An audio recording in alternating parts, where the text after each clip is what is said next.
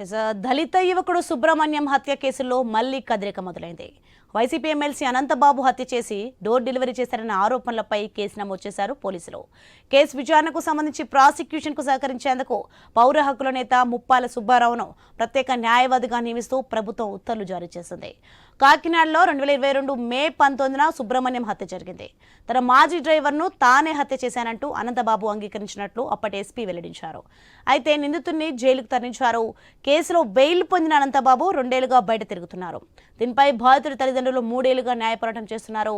అయితే హత్య కేసులో అనంతబాబుతో పాటు మరికొందరు ప్రమేయం ఉందన్న ఆరోపణలు ఉన్నాయి.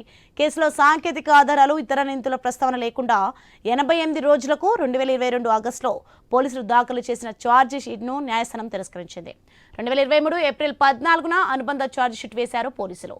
కావాలనే గడువులోగా ఛార్జీ షీట్ వేయకుండా నిందితుడికి బెయిల్ వచ్చేలా అప్పటి ఎస్పీ, డీఎస్పీలు సహకరించారన్న విమర్శలు ఉన్నాయి.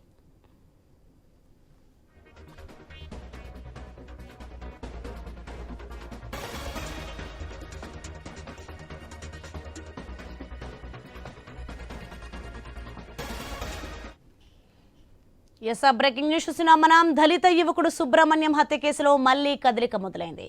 వైసీపీ ఎమ్మెల్సీ అనంతబాబు హత్య చేసి డోర్ డెలివరీ చేసిన ఆరోపణలపై కేసు నమోదు చేశారు పోలీసులు.